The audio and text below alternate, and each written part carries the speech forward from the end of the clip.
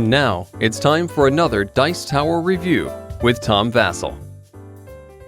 Hey folks, today we're taking a look at the game Capital from Grana Games. Now they've really made a name for themselves, or they're starting to make a name for themselves over the past few years.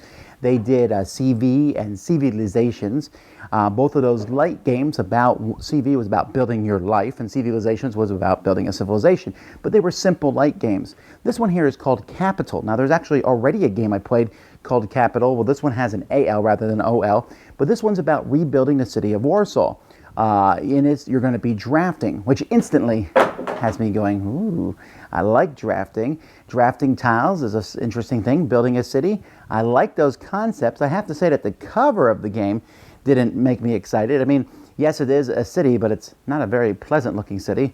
But let's hope the game is good.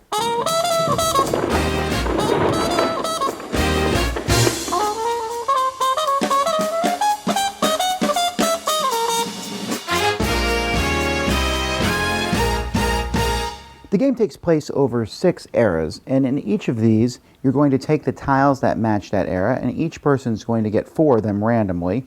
They're going to look at these 4 tiles that they've drawn, and they're going to pick one, and then pass the rest to the left or right. You'll switch from round to round. Now, each player is going to start with a starting tile that has a park district on it and a residential district on it, and you'll have this tile in front of you, and as you take each new tile that you keep, if you take the tile, when you draft a tile, you have 2 choices. You can either keep it and pay the cost up here to the bank and then place it in your city any way you want, with the only restrictions are that your city must be a 3x4 or a 4x3 grid. So for example, once I have the city out that far, I can't add another tile here, but I could add a tile here. You can even put a tile on top of another tile. Then you just have to pay the difference in cost. So for example, if I wanted to put this building on top of my starter one, this one's a 1, this one's a 3, I would have to pay 2. Now when you play a tile, instead of building it in your city, you can discard it and simply take 3 coins from the bank. This is one way to get income. And so each round is going to be, there's going to be different buildings, and the buildings are going to change in how they look. And there are all different types of buildings. Some buildings take up the whole thing. Others will become part of different districts depending on how you place them on the board. After you're done with each round, the first 5 rounds, you're going to look and see, these are going to be flipped randomly at the beginning of the game, and see who has this accomplishment. So here, whoever has the most districts is going to put this tile in their thing, and then they're going to get 2 coins every scoring round. On the other side, the fewest districts gets 2 coins. Maybe later on here, the most red districts, the most residential districts, and each district that's adjacent will give you a point. Or over here, the most of the special buildings, that's these, and then each building that's adjacent to palace will give me a point. So players, this will be awarded to one of the players. At the ends of round 3 and 4, you can see there are wars in those phases. At the end of round 3, you have to destroy one of your tiles, and at the end of round 4, you have to destroy 2 of your tiles, just to simulate war going on. But you're going to be building up as time goes by, and the buildings are going to get better and more expensive also as time goes by. At the end of each round, you're going to have a scoring phase. You'll be using this sheet here to check for scoring.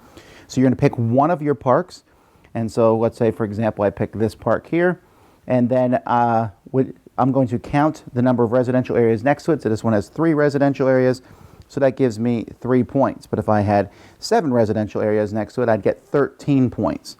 And then each commercial area you have is going to get you a point if it's next to a residential area. So this one here would get me 2 money. I'm sorry, commercial areas give you money. Each of the purple ones are going to give you points that are shown directly on the tile. So you can see some of these are going to give you points every turn. This one will give me 3 points every turn for these 2 districts. Blue ones are going to give me money every turn for each district, although they will give you negative points if they are next to a residential area. And then so there are bus symbols on the board. They're going to give you 2 points as long as they're not directly next to another bus. So if they're at least 1 tile away from another bus, each of the bus stations will give you 2 points. And then there's all sorts of those special buildings I've been showing you are going to do different things. Like this airport here, you can pay $6 for 3 points, or you can pay 3 points for $9. This one here, for each of the special buildings you have, you get 1 money or a point. And this one here lets my district have 4x4 tiles rather than the 3x4 that I'm tied to. And these tiles can also be overbuilt, which means you will lose their special ability. But you're going to be scoring at the end of all 6 rounds. At the end of the last round, there might be some extra points, or you might turn in money, 5 money for points. But you're going to be keeping track of your points with these mermaid tokens, which is the statue symbol of the city of Warsaw. And whoever has the most points after the 6th round is the winner of the game.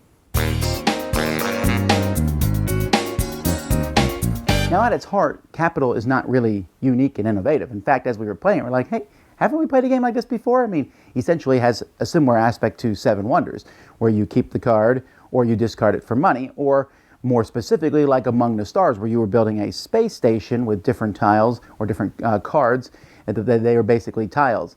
And this has a lot of similar feels to those. It also has the similar tropes you'd find in a city building game. Residential gets you points if it's next to a park, and commercial ones give you money if they're next to residential, and industrial gives you money, but you don't want them next to residential areas. This is the typical kind of things. And I have to say, when I first saw this scoring sheet, I was a little concerned that it was too complex, but in reality, it was really easy. And you can score one person at a time, or you can score simultaneously. It's very simple to do this as you're playing the game. And once people got going, wow, it just went really smoothly. It had like a progression through time. I remember saying, man, I wish they would change the artwork on these tiles to make the residential ones look more modern as we get to higher numbers. And then we turned over to higher numbers, and it was like, oh, they did do that. And I appreciate something like that. I also appreciate that the tiles got bigger and more varied. So the game itself is a fascinating little game. I love these special buildings. Like, for example, there was a special building that when you discard a tile, you get 5 coins for it instead of 3. Well, that's very powerful, but here's the deal. You are constrained to a 3x4 grid, which means you have 12 tiles in your city. After a while, getting 5 coins for a tile that's cool, it's a nice ability, but it's not going to score you points every round, or maybe even money every round. And you can set up a nice money-making machine and get lots of money, but that's not points either. You also want points, and winning these tiles, which are going to change from game to game. Maybe this one gives you the most points for green ones, this one gives you the most points for purple ones. And then placing these, and these will give you extra things, but you might even want to overbuild these. Sometimes you get points for having the most overbuilt tiles on top of each other. And so it's kind of a fascinating but yet simple drafting game. Now, this is going to be compared a lot, probably to Among the Stars, which is a space station building game. And I really like Among the Stars. It's a fascinating game to me. You need to have power and power different areas, and you get points.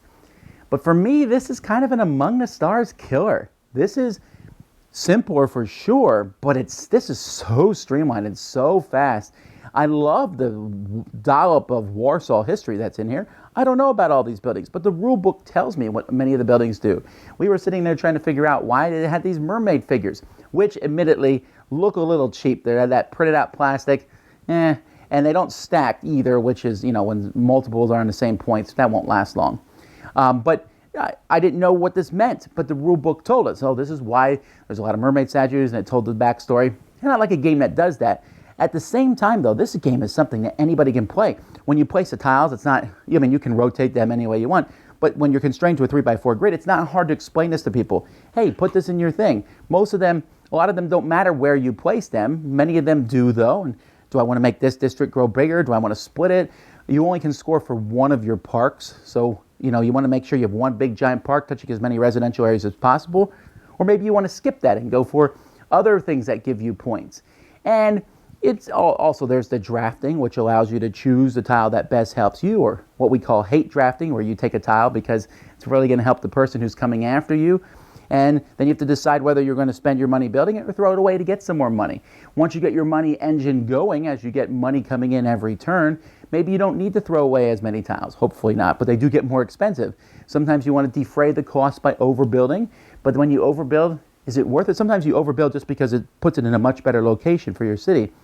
And this all sounds like, woo, there's many, many decisions. Well, there is a lot of decisions. At the same time, it never felt overwhelming, and the game time here of an hour, I think, is even maybe a little bit longer than it would be. That's 10 minutes per era.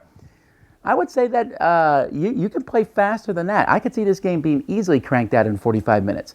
It's a very good, solid game. Highly recommended from me. That's Capital. Oh, and also, Really love the insert here. It looks like a building here, and each of the different era tiles all get slid into their things. That's really cool. Inserts are, sometimes they're great, sometimes they're not. This is one of the best. Dice Tower Judgment, excellent. Thanks so much for watching the Dice Tower videos. Find more great videos and reviews, as well as our top-rated audio podcast at Dicetower.com.